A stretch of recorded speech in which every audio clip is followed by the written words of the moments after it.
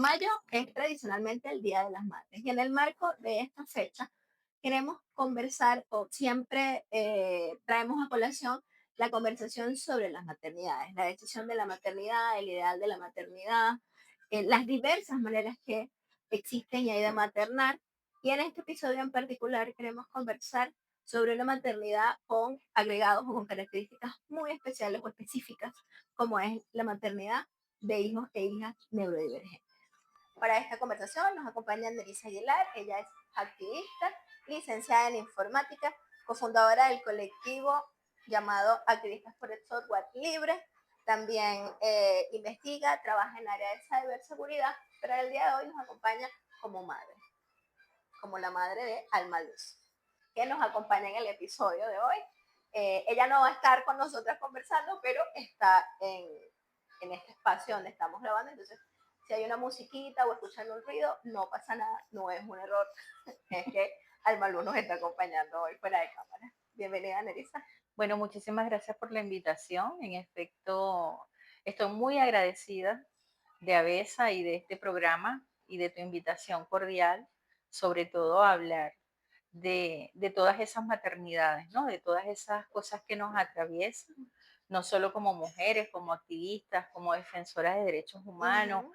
como mujeres trabajadoras, sino también pues como madres, ya más a la intimidad. Y sí, soy mamá de una niña maravillosa y perfecta de 10 años, que también tiene no un solo diagnóstico, ya hemos agarrado unos 3 o 4 diplomas adicionales. Pero bueno, eso la siguen haciendo la niña maravillosa y perfecta que está en mi casa y que tiene esa serie de diagnósticos que más bien nos marcan una ruta de trabajo, Okay. más que, digamos, una etiqueta per se o, o digamos, ¿cómo podría decirlo? Un abordaje también que hay que hacer por cada una de estas cosas que se van descubriendo. Lo cierto es que afortunadamente con Alma Luz pudimos, y gracias al apoyo de muchas otras mamás que me pusieron en el camino correcto, ella tiene un abordaje desde temprana edad, desde antes de los 3 años ya comenzaba a ser revisada, digamos, por especialistas adecuados y encaminadas a conseguir un diagnóstico certero antes de los 3 años y medio. Y desde esa época, o sea, desde los 3 años y medio, o sea, ya llevamos casi 8 años en este recorrido, lo que yo llamo un doctorado y ni siquiera en la neurodiversidad, sino en la neurodiversidad que tiene Almaluz, Que es eh, específica, que es claro. específica y que es muy personal. Entonces, bueno, eso implica que hay diferentes rutas, diferentes formas de trabajar, diferentes abordajes. En una época, por ejemplo, ha necesitado más apoyo con especialistas en integración sensorial, en otras ha sido en el lenguaje, donde evidentemente sí tenemos un gran retraso, pero hemos ido avanzando en el último año.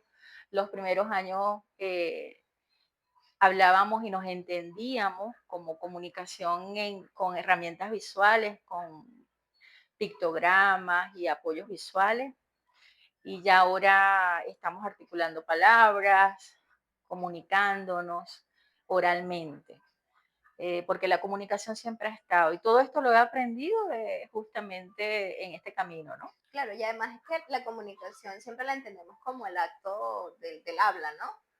Pero nos podemos comunicar de muchas maneras y creo que esa es la experiencia enriquecedora de, bueno, con dibujos, con letras, con sonidos, también es como Con gestos. con gestos, que creo que es como abrir una ventana de posibilidades que no solamente tiene que ser como el habla tradicional, ¿no? Que es como que lo vemos todo. Y hablabas hace un momento de las mamás que te acompañaron. ¿Qué tan importante es este vínculo cuando tienes un diagnóstico de neurodivergencia?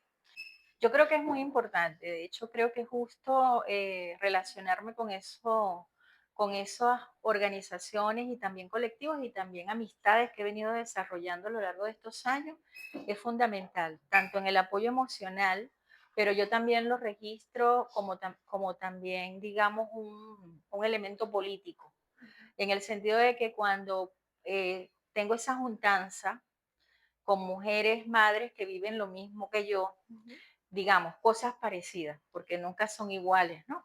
Pero cosas parecidas podemos determinar, no solo nos empoderamos, sino que podemos mirar fuera de la caja y comprender también, por ejemplo, mira, yo creo que mejor hago esto, o reconocemos también, por ejemplo, la falta de abordaje que hay en la misma sociedad Sí, o la corresponsabilidad que deberían tener organizaciones, organismos, empresa privada, no sé, todo el mundo, ¿no? Y sí, que no lo tenemos.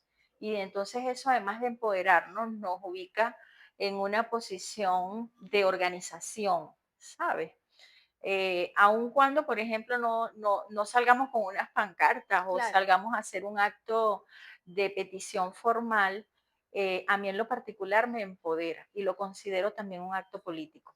Otra de las cosas que ocurre es que pues los amigos con hijos sin ningún tipo de condición, al tener agendas tan diversas, terminamos separándonos. claro, Entonces, lógicamente, tienes que establecer otro tipo de vínculos con personas que quizás tengan tu misma agenda diaria.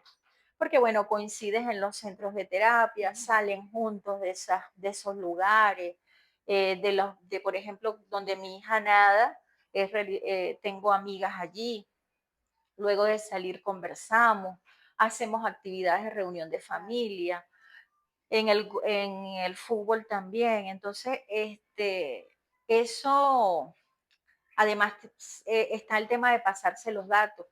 Con tal doctor me va claro, mejor, con tal terapeuta, la terapeuta del lenguaje me gusta mucho, o no me está gustando cómo voy con esta terapeuta, qué les parece lo que me dijo, o sea, claro, eh, eh, se vuelve esa persona a la que le comunicas muchas cosas. claro, Y bueno, y definitivamente yo siempre he hecho mucha broma y digo, me ahorran también la, la, la visita y el pago a mi propia psicóloga, porque bueno, ya hice terapia, ya me desahogué.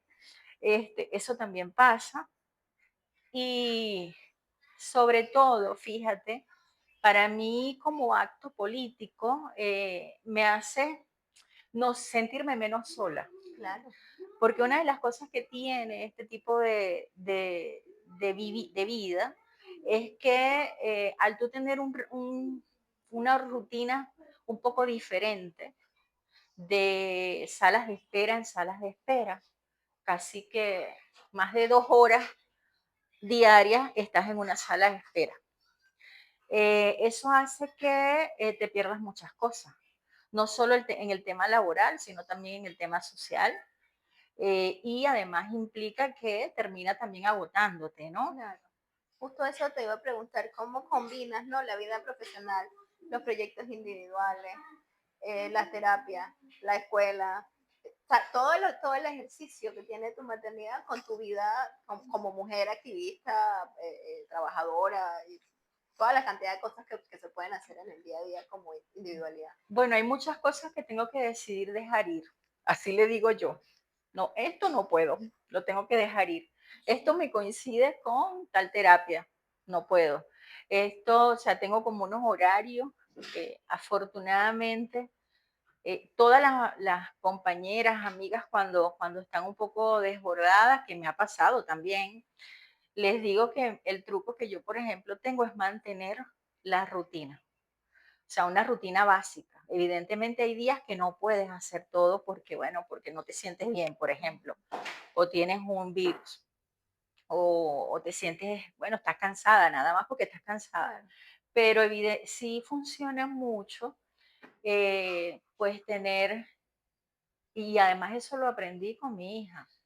A los 2 años y medio, cuando fue diagnosticada, lo primero que nos dice su psicóloga es que tenemos que hacer terapia conductual, una psicóloga, hay que hacer una ayuda visual, que Alma Luz vea que se tiene que parar, que se tiene. Entonces, bueno, empapelamos la casa con esas ayudas visuales, ¿no? Había una muy grande y allí estaba un horario, no tan fijo, bueno, de 8 a 9 ujú, exacto, como ahorita, que sí es un poco más fijo, pero sí había que seguir esa rutina para que ella fuese generando lo que ellos llaman estructura. ok, Entonces, eso a mí me sirve también mucho.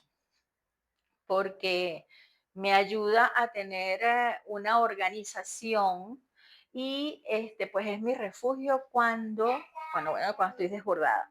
Entonces yo justo le digo siempre a mis compañeras cuando por ejemplo me dicen no he comido nada, porque le pasa mucho a las mujeres que como yo andan corriendo detrás del niño o la niña, la llevan a la escuela, muchos tienen que esperarla, la acompañan, así tengan maestra sombra o maestra de apoyo, están allí.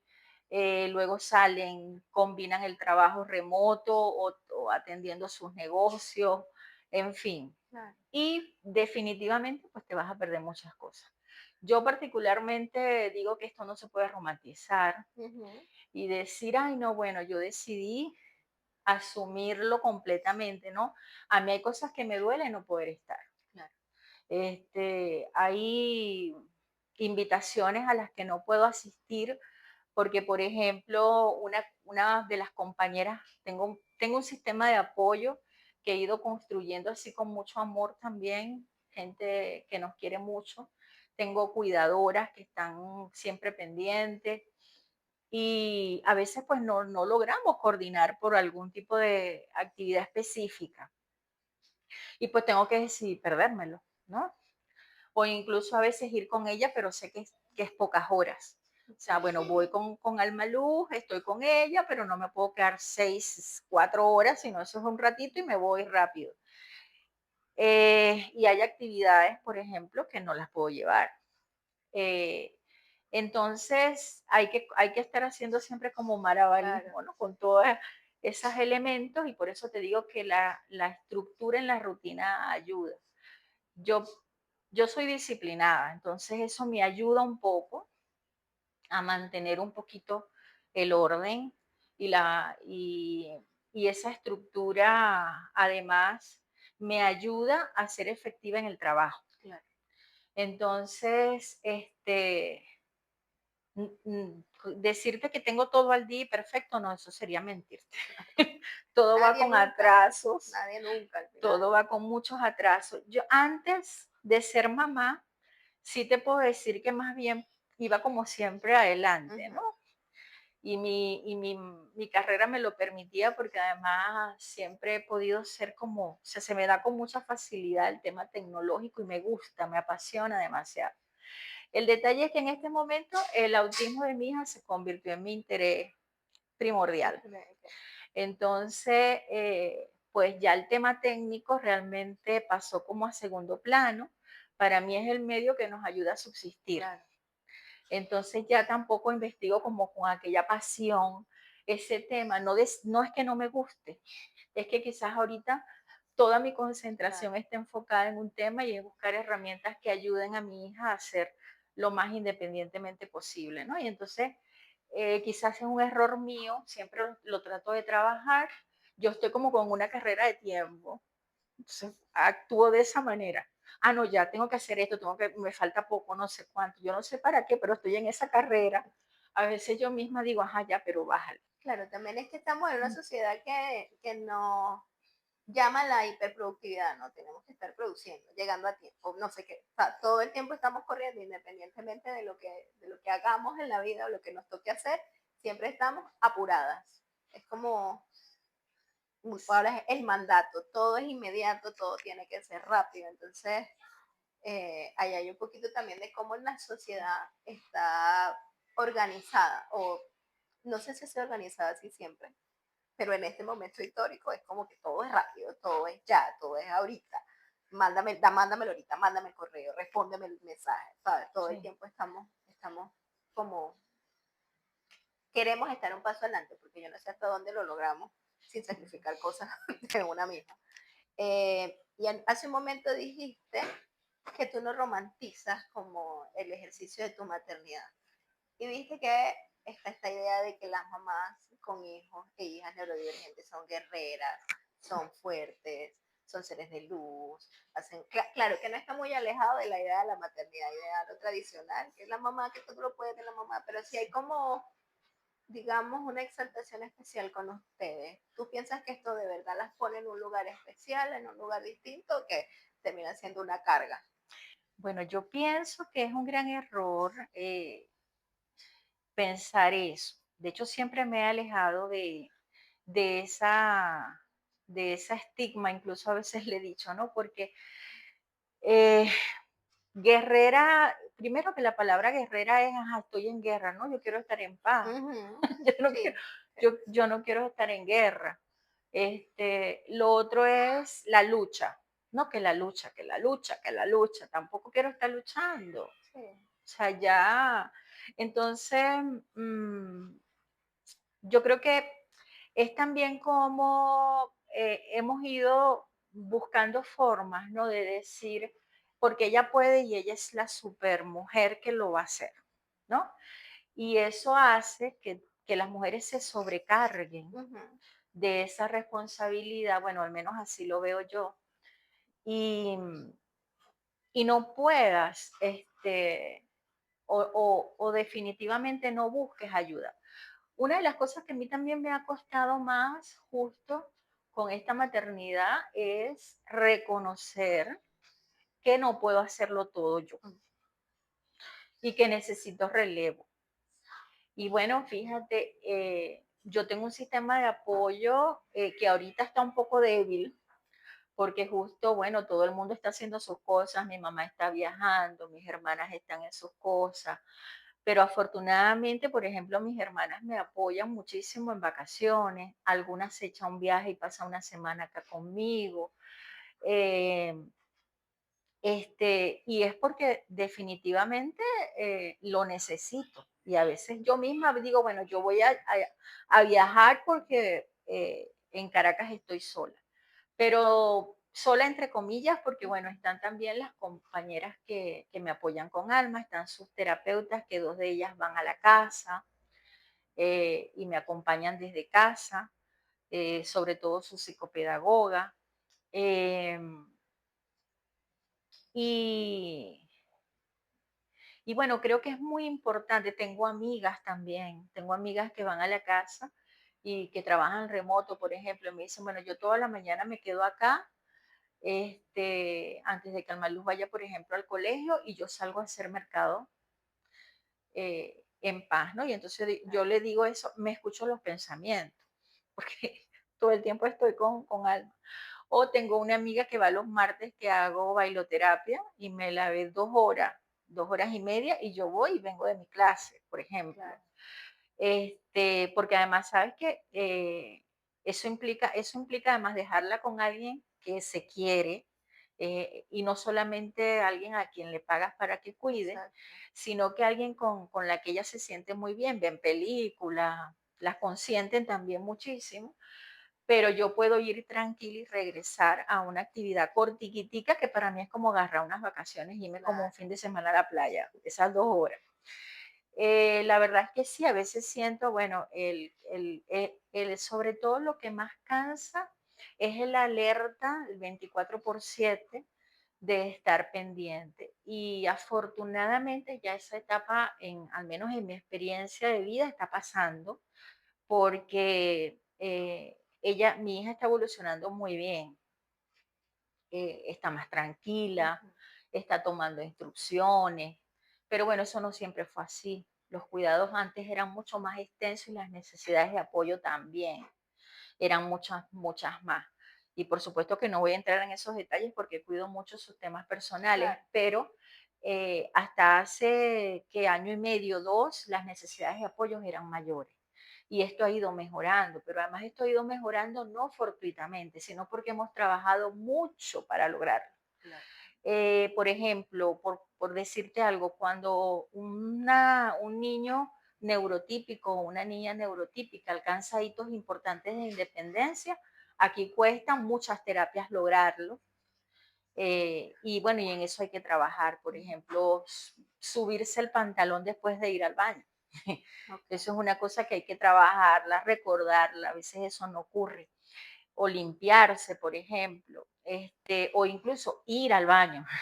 Entonces, todo eso es un trabajo adicional que se hace dependiendo de las características del niño o la niña, y eso implica muchísimo tiempo. Entonces, yo creo que, fíjate que no solamente es un trabajo que hago yo, Sí. es un trabajo que he hecho acompañada de especialistas y acompañadas del sistema de apoyo. Ujú.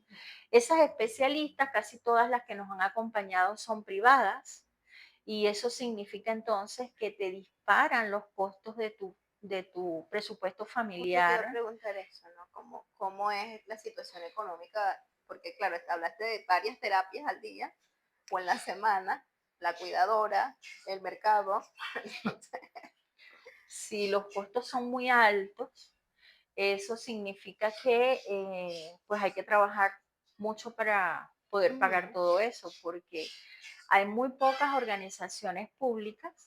eh, Nosotras hemos podido participar en alguna evaluación puntual, un número de terapias particulares en algún centro público, algún centro privado que nos apoya, alguna institución, por ejemplo, en la que he trabajado que nos asigna ciertas terapias, pero han sido cosas puntuales, ¿no? No es algo que hemos podido ujú, mantener durante mucho tiempo. Y en mi comunidad es común que las familias asuman todo ese costo. claro.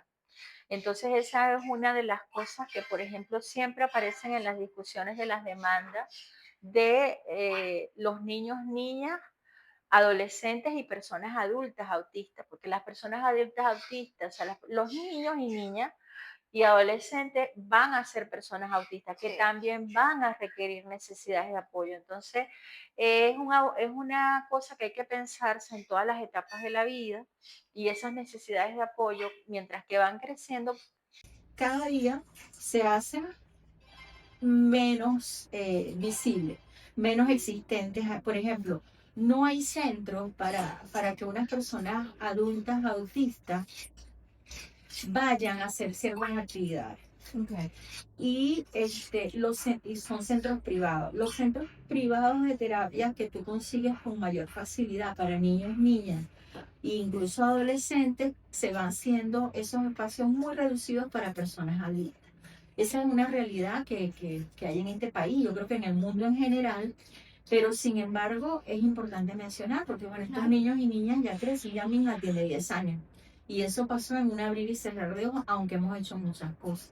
Entonces, y además estas necesidades de apoyo cambian, ¿no? Según el diagnóstico o la condición que tenga cada persona. Te quería preguntar también, Elisa, nos estás hablando de la falta de apoyo, pero ¿cuáles son los retos sociales que enfrentan tú y Alma Luz y las mamás que están como en esta misma situación? En principio, tiene que ver con las necesidades de apoyo de cada diagnóstico, ¿no? Por ejemplo, es muy común el tema de integración sensorial, el tema conductual, el tema, en algunos casos médicos también particular. Entonces, todo esto va sumando en costos, ¿no? Entonces, bueno, hay pocos espacios, pocos sitios a los cuales ir, los que existen, tanto privados como públicos, incluso están saturados. Entonces, estamos hablando de que incluso puedes esperar, ponerte en lista de espera 2, 3 meses para un especialista en particular que tenga renombre, digamos, los que más la gente asiste, tanto con, digamos, consulta privada o consulta pública, ¿no? En instituciones. En institución pública se tarda incluso más, además de que hay pocos sitios en algunas de los centros hospitalarios, de la maternidad, por ejemplo. Hay centros especializados en el autismo que tienen unos especialistas muy buenos, pero que tienen una alta demanda. Entonces, primero, es importante ver que todos estos espacios deberían multiplicarse.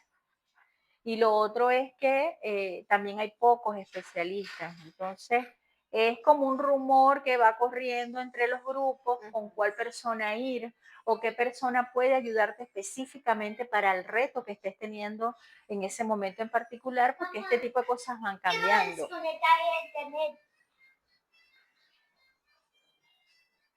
Participación especial de Alma Luz en Sí, este episodio. señor.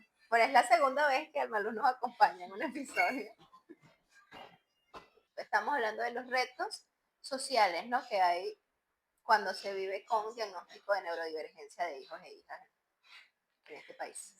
Bueno, primero está el tema del abordaje particular por las necesidades de apoyo específicas que tenga el niño, la niña o la adolescente o persona adulta. Eso significa que, por ejemplo, necesitas terapia, apoyos, especialistas particulares. También está el tema escolar, que es una de las cosas que nos las ha puesto más difícil, de hecho. Nosotras vamos a un colegio regular, pero ha sido difícil la integración con Almaluz allí. Necesita que vaya una terapeuta, lo que se llamaba en algún momento maestra sombra y ahora es apoyo pedagógico, pero es una persona que pagas tú, o sea, que pagan las familias privadas para que acompañe al niño o niña hasta que se suponga logre la integración en ese salón. Entonces está ese detalle de el tema escolar, que pocas escuelas, tanto privadas como públicas, ofrecen un abordaje de integración adecuada, porque integración no es solamente incorporar el niño y la niña. Por ejemplo, nosotras que tuvimos un primer grado bastante accidentado, donde no logramos los hitos, cuando fuimos al siguiente año, una psicopedagoga con experiencia en manejo conductual nos creó un circuito para que Almaluz pudiera trabajar y aprender. Porque ella necesita movimiento, necesita... Entonces, bueno, el circuito, por ejemplo, consistía en que ella estaba 10 minutos haciendo una cosa, pero después se movía a otro sitio y allí continuaba, pero con algunas técnicas, ¿no? Entonces ella con ese circuito lograba los avances y aprender el hito. Entonces, no es solamente hacer una adecuación de un cuaderno, lo que llaman adecuaciones curriculares, sino en el caso de Almaluz, por sus necesidades de movimiento, también necesitaba esas adecuaciones en el espacio, en el ambiente como tal. Y bueno, eso es muy difícil que en un colegio regular con 20 niños, por ejemplo, en un salón pueda hacerse.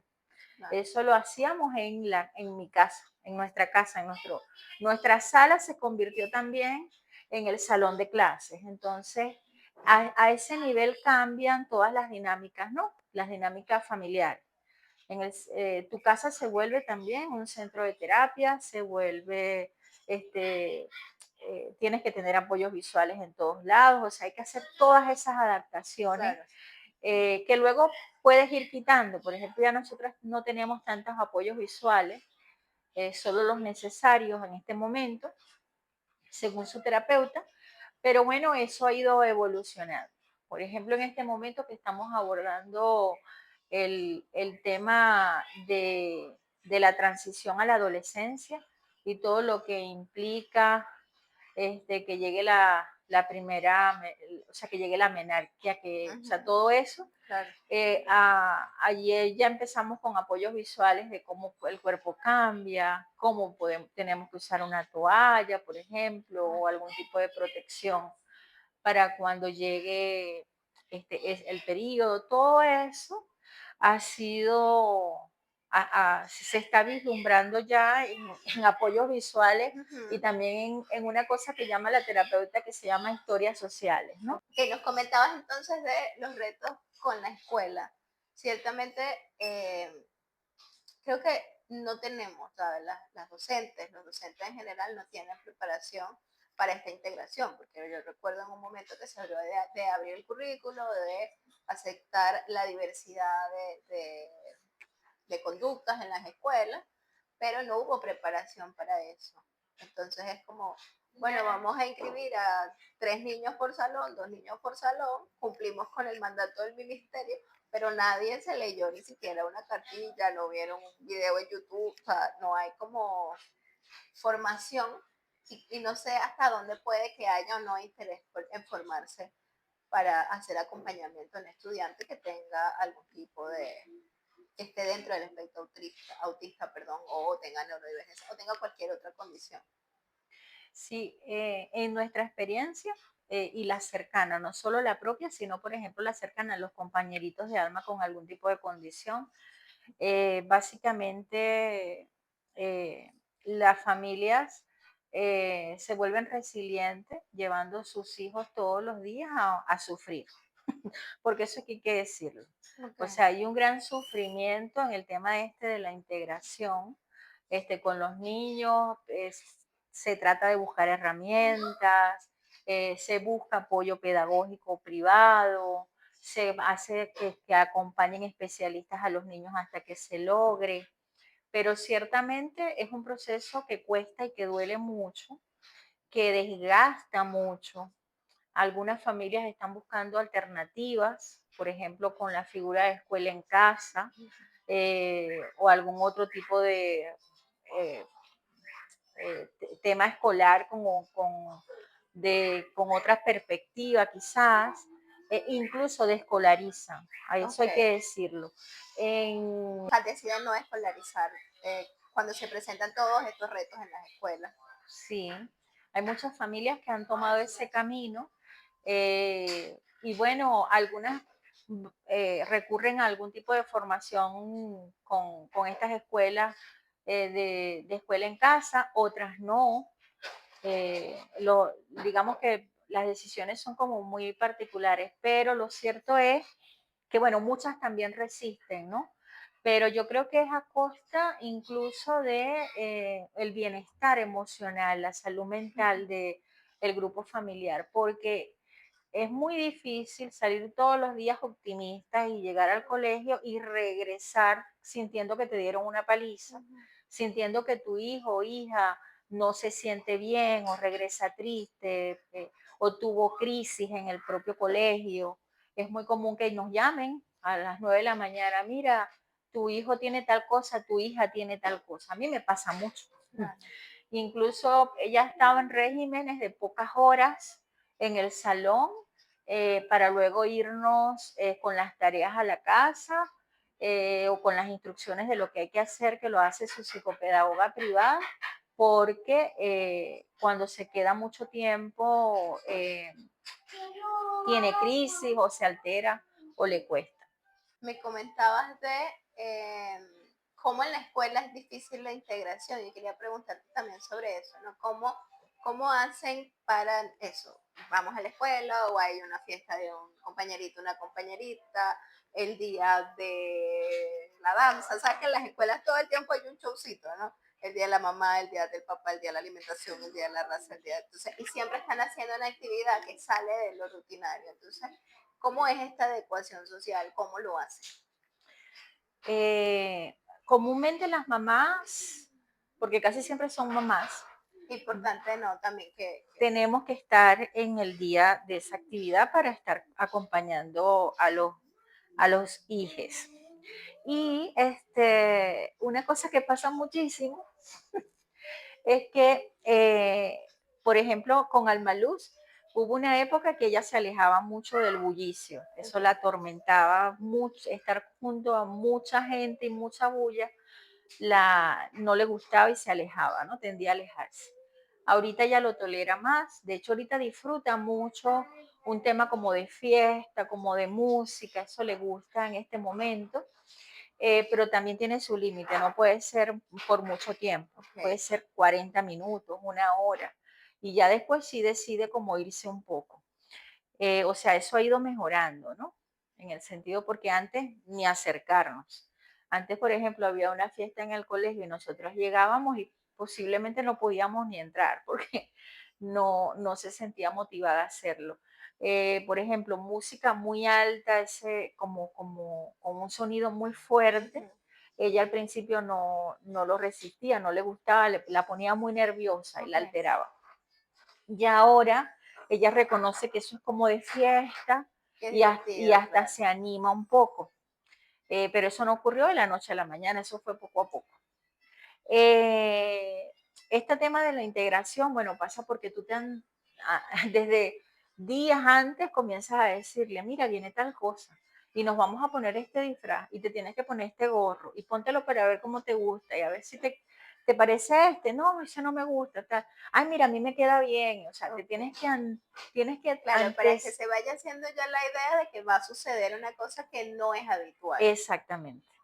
Y la maestra también ayuda, y maestras, nosotras hemos tenido, bueno, no todas, pero sí hemos contado con maestras que han sido un gran apoyo para nosotras y nos cuentan, e incluso nos dicen, maestra, mire, mamá, vamos a imprimirle esto a Alma para recordarle que viene, por ejemplo, la semana aniversaria del colegio y van a hacer 3 cosas y ella tiene que ponerse esa falda. Entonces empezamos nosotras a practicar para que ese Ok. día todo fluya.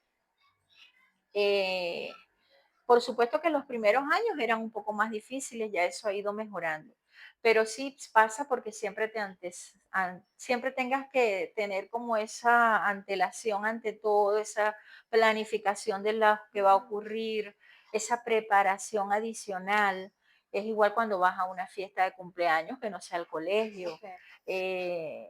Una de las cosas que a nosotras nos hizo que, bueno, que nuestro círculo social también se redujera es el hecho de que con la dieta adicional que tenía, porque mi hija tenía una condición, era alérgica como a 35 alimentos, tenía disbiosis intestinal, eso ha ido mejorando, Bueno. ya no tiene disbiosis, sale alérgica a 5 elementos nada más, 5 alimentos, y bueno, ahora come más cosas, pero antes tenía una dieta muy estricta, sobre todo porque además se manifestaba Eso. en cuestiones en la piel, en no dormir, en malestares muy fuertes, Sí, justo te iba a gástricos. preguntar, nos has hablado, bueno, de Almaluz. ¿Cómo ha sido tu proceso como madre? Viste que está como este ideal de la maternidad, hay como unas ideas muy estandarizadas de cómo se es mamá y cómo este diagnóstico, cómo recibiste el diagnóstico y cómo luego te enfrentas a esto. Bueno, yo creo que es un proceso lento. Yo creo que toda mamá como que empieza a sentir que algo está pasando, ¿no? Entonces, bueno, empiezas a investigar qué pasa. Algunas lo hacemos pues desde el interior, otras más bien lo externalizamos, empezamos a buscar soluciones, empezamos a leer, empezamos a buscar, pero siempre yo creo que es un proceso como muy personal también. Eh, a mí definitivamente las redes de mujeres que hemos venido construyendo y tejiendo, para mí fue muy importante porque pues justamente esas redes me encaminaron a personas, mamás que ya tenían experiencia para recomendarme qué hacer, a qué especialista ir, cuál es el diagnóstico que tengo que buscar, con qué médico tengo que asistir, porque al principio también hay mucha desinformación. Ujú. Mucha gente lo escucha, lo repite y tal. Por ejemplo, cuando a mí me tocó, en aquel momento, muy poco se hablaba de la palabra neurodiversidad, Ujú. o por ejemplo.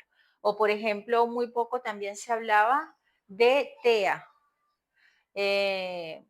Recuerdo que habían otros términos incluso, y apenas estaba saliendo las nuevas clasificaciones en el manual DSM-5 y la clasificación esta de leve, moderado y severo, según el nivel o necesidad de apoyo que tenga la persona autista. Y, y en aquel momento se le decía trastorno general del neurodesarrollo, algo así era el nombre. Y, y bueno, eso estaba cambiando, justo cuando yo estaba empezando a investigar. Cuando al Malú le dan el diagnóstico, ya estaba como más establecidas las nuevas Okay. clasificaciones porque hay 2 instituciones que, digamos, marcan la pauta, ¿no? En la manera como diagnosticar. Entonces, que es por la parte europea y la parte de Norteamérica. Sin embargo, yo creo que eh, todavía hace falta mucha difusión al respecto, ¿no? Sí. A pesar de que yo siento que hay una pandemia no dicha de niños que tienen algún tipo Ujú. de diagnóstico dentro de la neurodiversidad, entendiéndolo como el TDAH o TEA o dislexia, dispraxia. O sea, yo siento que en este momento hay una pandemia no reconocida al respecto de niños, niñas que aún sin diagnosticar se ve y se Claro. puede comprobar, ¿no? Una de las cosas que me tiene muy preocupada, por ejemplo, es TDAH, que mi hija también tiene ese diagnóstico, que es déficit de atención. Y en el caso de mi hija es déficit de atención con predominio y hiperactividad. Ok. Eso es una evaluación también que hay que hacer y puede ser que tenga predominio de hiperactividad o, por ejemplo, del tipo desatento. En este momento yo creo que hay muchos niños del tipo desatento eh, que bueno, yo no soy especialista, pero es lo que veo y, y- y creo que tampoco se está atendiendo. Ujú. O sea, lo estamos tratando de manejar por otras vías. E incluso hay una cosa que ocurre muchísimo con las niñas autistas y es que pocas reciben un diagnóstico adecuado. Sí, justo porque hay como una idea que se enmascara, de que en las niñas no se da cuenta y de hecho ahorita están saliendo entrevistas de mujeres de 35, 40 años que las están diagnosticando, o sea, que vivieron un montón de años sin diagnóstico, Sí, ajustándose a juro y de a golpe, y me imagino que con una experiencia durísima porque en las niñas es distinto. Entonces no sé en qué consiste, que si es distinta en la conducta o es que los test son para varones, o sea, no sé exactamente cómo, no sé si tú sabrías. sí, hay varios elementos. De hecho, he leído mucho al respecto por el tema de Almaluz, porque en Almaluz pasa que ella sí lo ha manifestado mucho y bueno, y más bien hemos actuado en consecuencia, ¿no? O sea, eso más bien esas alertas han sido para ocuparnos y buscar las herramientas para ofrecerle el apoyo que necesita en ese momento. Eh, Sin embargo, pues sí hay niñas que pasan Como desapercibida. como tímidas, o bueno, tiene un problema sensorial nada más, o no tiene interés en desarrollo de actividades sociales, ese tipo de cosas. Una de las cosas también es que los test de evaluación fueron pensados para niños. Ok. Y yo creo que no tienen el abordaje, de hecho hay muchas, ahorita hay unas investigadoras, sobre todo en España, mujeres que son psicólogas, que hacen evaluaciones con perspectiva de género. Y una de las cosas que han escrito y que incluso están en paper publicados es el hecho de que hay elementos que pasan desapercibidos en los test tradicionales, ¿no?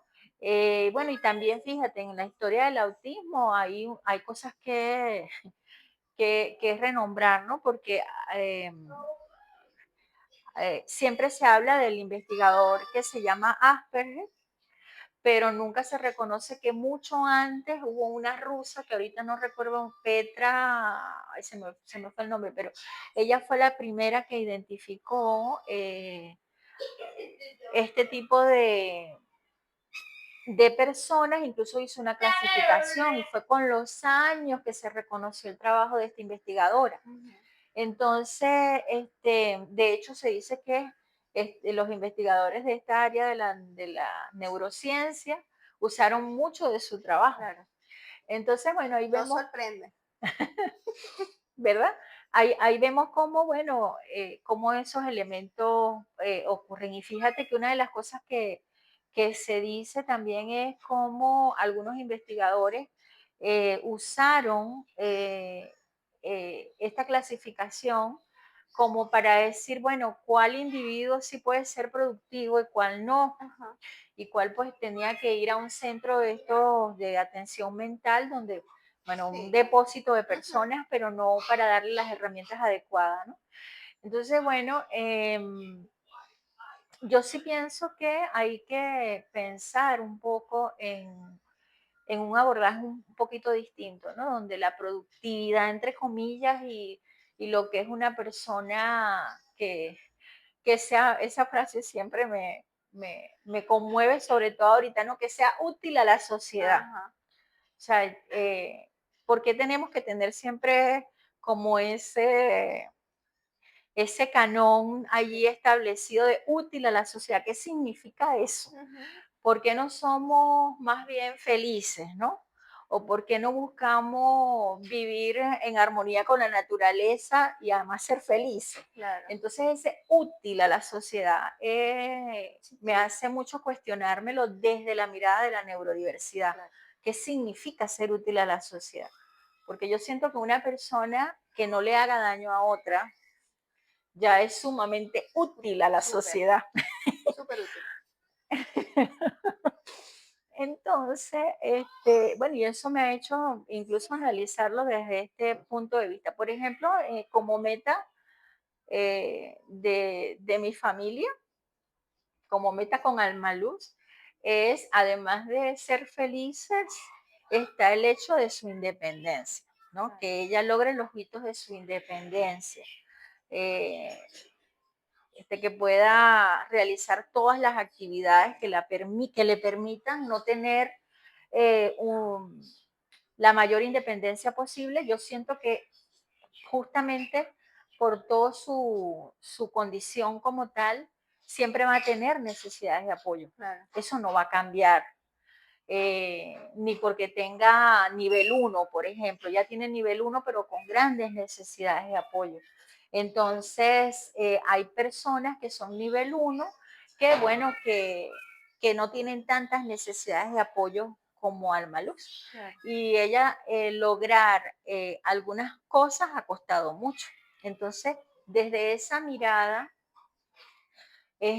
yo creo que es importante poner siempre de primero en todo el círculo familiar que tiene que tener un abordaje de este tipo, el bienestar emocional, Ujú. que siempre se deja de lado, siempre se oculta muchísimo.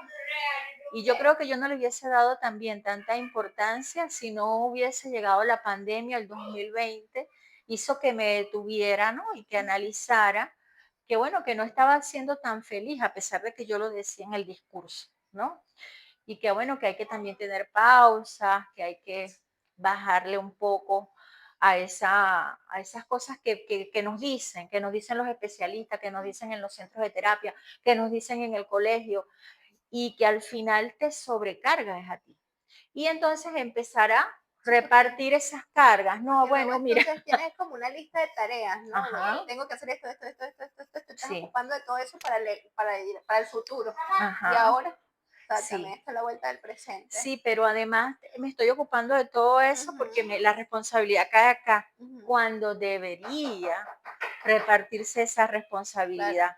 Y cada quien, o sea, para criar una niña o un niño se necesita una aldea, sea o no autista. Sí, es verdad. Entonces, si necesitamos una aldea, no puede recaer solo sobre los hombros de las mamás. Necesitamos poder trabajar en el sentido de Ajá. poder tirar esas responsabilidades y que haya corresponsabilidad. No solo en los centros de terapia, también en el Estado, también en la escuela, también en los vecinos, Sí, sí. también, o sea, y en estos días una mamá, por ejemplo, me contaba de un vecino que ponía mucha música y después de las 11 alteraba a su niño. Claro. Y a ella le daba pena, pero bueno, un día le dijo y el señor más bien la actitud que tuvo fue de apoyar pero ella tenía mucha pena y pasó varios años sin decirle, ¿no? Entonces eso también nos hizo reflexionando, mira qué importante es tu decir, Sí. porque yo recuerdo que también cuando yo empecé a decir que mi hija era autista, a mí una amiga muy cercana me dice, pero ¿por qué le vas a, por qué tienes que decirlo? Porque y eso también hizo que yo pensara, ¿y por qué no decirlo? ¿Por qué tengo que ocultarlo? ¿O por qué tengo que omitirlo? ¿Y por qué no sentirme orgullosa si eso es lo que somos, no? Claro. Entonces es un proceso también de aceptación y por eso te digo que es un proceso largo y muy personal. Eh, este, y bueno, y también ocurre que mucha gente te dice muchas cosas, ¿no? Y a veces tú no estás preparada para recibir esos comentarios en Sí, sí. particular. Ujú. Entonces son comentarios que dependiendo de cómo tú vayas avanzando en el tratamiento, digamos, en tu trabajo interior, te pueden herir o te pueden ayudar. Claro. Por eso es que es muy importante acompañarse siempre de ese apoyo psicoemocional en la familia. Nosotras tuvimos la suerte de que la psicóloga, terapeuta conductual de mi hija, nos ayudó mucho al comienzo, ¿no? Y bueno, hizo de una manera muy inteligente, hizo ver que yo también necesitaba un acompañamiento hasta que, bueno, pero yo soy una paciente terrible porque yo me desaparezco un poco de tiempo y voy cuando estoy en emergencia, lo reconozco, gracias. En la emergencia no. Hay que ir para no llegar a la Hay emergencia. que ir para no llegar a la emergencia, pero también hay que, por ejemplo, mi terapeuta entiende que tampoco es que hay mucho tiempo. Claro. Entonces, cuando tenemos citas regulares es porque es por videoconferencia, a una hora ya después que estamos en la casa, 7 de la noche, 8 de la noche. Y a esa hora también mantener la cita cuesta porque, cónchale, a veces a esa hora estamos cansadas. Claro. Entonces, por eso te digo. ¿Todo bien?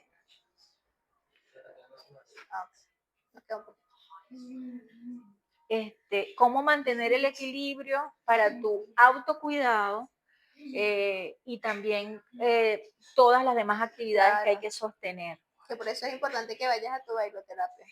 Sí, sí, sí. Para ir cerrando, Nerissa, te quería preguntar la importancia de la representación de la neurodivergencia, ¿no? Porque no nos enteramos, no sabemos, no vemos. De hecho, nos movemos en un mundo que es neurotípico, que es para las personas derechas también, ¿no? Bueno, las personas zurdas tienen unas complejidades que no tenemos. Las personas que escribimos con la mano derecha, o, ¿sabes? Hay como muchas particularidades en el mundo y no todas tienen representación. Y te quería preguntar eso, ¿qué importancia le ves o la necesidad de que haya representación en los medios de comunicación, en la prensa, en el cine, en las redes, para, digamos, abrir esta conversación y que la sociedad sea más amable, más abierta o un largo etcétera de cosas que podrían ser? Mira, yo te voy a responder con un sueño que tengo y es que sea siempre en primera persona. Una de las cosas que más me ha costado cuando yo llegué fue tratar de entender desde el lugar de mi hija, ¿no? Y es muy común que muchas mamás como yo, alguien le haya dicho, mira, pero tú te analizaste, porque es muy probable que tú también estés, por ejemplo, a mí me lo han dicho, pero mi interés ahorita no es averiguar sobre mí, sino averiguar cómo ayudo a mi hija. Entonces, estoy en ese lugar todavía, ¿no? Sin embargo, yo jamás podría hablar por ella. Yo siento que es importante que se sigan promoviendo espacios, pero en primera persona. Que sean las personas con algún tipo o sea, las personas neurodivergentes con algún tipo de diagnóstico dentro de la neurodivergencia, que sean las que puedan hablar. Entonces, lamentablemente, todavía en el país yo siento que las voces, los pocos espacios que se dan para la divulgación se hacen desde dos lugares. Uno, desde el lugar de los especialistas, que yo creo que esa mirada también es muy importante, por supuesto, y otra desde las mamás o las familias. Sin embargo, yo sé que hay adolescentes que bueno, que aunque todavía no están muy familiarizados porque no se les educó desde temprana edad al tema de las cámaras, siento que es muy importante que podamos promover desde ese lugar. Por eso me gusta mucho la organización que se llama Fundasperger, porque allí casi todos los muchachos, muchachas que están y personas adultas tienen sus diagnósticos y bueno, y asumen una vocería que me parece fundamental. Yo siempre digo, bueno, si hay algo que hacer, siempre hay que invitar a estas compañeras, a estos compañeros. Porque creo que debe ser desde ese lugar, desde el abordaje, o sea, desde la difusión, pero desde la primera persona, o sea, desde su propia experiencia. ¿Qué ¿Qué he aprendido escuchándolos y escuchándolas? Yo, por ejemplo, estoy en un grupo de mujeres y jóvenes, también hay muchachas muy jóvenes allí, y yo me metí y me preguntaron, ¿tú tienes o no tienes diagnóstico? Y yo les dije, les fui sincera, mira, yo no tengo diagnóstico, pero yo tengo una hija y yo quiero aprender de ustedes, yo les prometo que voy a estar calladita, pero yo necesito que cuando tenga una duda, y me aceptaron, y hay como 3 mamás también allí. Pero ha sido increíble que en ese grupo yo he aprendido más, estoy en muchos otros, pero en ese grupo he aprendido muchísimo de esas muchachas y de esas mujeres. Ha sido una experiencia para mí sumamente valiosa entender, por ejemplo, los tiempos, entender el espacio, entender, por ejemplo, yo no entendía mucho porque a mi hija no le gustaba mucho ir a los centros comerciales, ¿no? Y incluso yo le ponía los reductores de ruido, que son unos audífonos, que son como unos audífonos, pero te aíslan y no escuchas el exterior y sin que tengas nada prendido. Bueno, y resulta que eso no ayudaba. Y yo pensé que era el volumen alto. Y digo, "Bueno, pero no hay mucho ruido porque a Maluz no le gusta". Y una vez una de las muchachas me dice, yo creo que a su hija lo que le molesta es el murmullo. Hay un Claro. murmullo dentro de la... Eso yo no lo tolero tampoco, por eso es que no me gusta. Si usted le pone música a los audífonos, ya va a estar tranquila. Y en efecto. Ok. Entonces, claro, muy probablemente, bueno, nunca lo hablé con su terapeuta, ¿no? Pero, fíjate, quizás me ahorré un poco de horas de terapia y de integración sensorial, pero lo descubrí fue así. Claro, con el Eh, intercambio con una persona que pasaba por ahí también. sí, poniéndolo en un grupo donde hay un montón de mujeres con estos retos y alguna de ellas me contó su experiencia. Claro, me dieron otras hipótesis, pero a mí me hizo mucho clic esa. Igual la ayuda que me están dando ahorita, por ejemplo, para explicar, usar el sostén, para empezar a ayudar a usar el sostén. O sea, todas las recomendaciones que me han dado han sido increíbles. Por ejemplo, el tipo de elástica, que no moleste, que sea una talla más. Todo ese tipo de cosas que parecen obvias, ¿no? Pero cuando tú no lo vives, es muy difícil que tú actúes en consecuencia. Creo que nos despedimos. Bueno, Nerissa, muchas gracias por acompañarnos, por contarnos tu historia, por ayudarnos a sensibilizar y a visibilizar una realidad que no sé cuántas, pero sé que viven muchas madres en el país y que quizá les sirva, ¿no? Escucharte, ver que lo estás haciendo, que lo estás logrando, que no es imposible, aunque no es una tarea sencilla. Y bueno, y a ustedes, muchas gracias por acompañarnos en este Avesa Live. Nos vemos en un próximo episodio. Recuerden dar like, compartir, comentar y suscribirse a nuestro canal de YouTube. Hasta un próximo Avesa Live. Si tú o alguien que amas ha vivido violencia sexual, queremos que sepas que estamos aquí para apoyarles. En Avesa ofrecemos atención integral, gratuita y confidencial para mujeres, hombres, niños y niñas que necesiten ayuda. Avesa brinda un espacio seguro, pensado para ayudarte a recuperar tu bienestar. Síguenos en nuestras redes como @AvesaONG. Avesa, por una sexualidad responsable, libre y plena.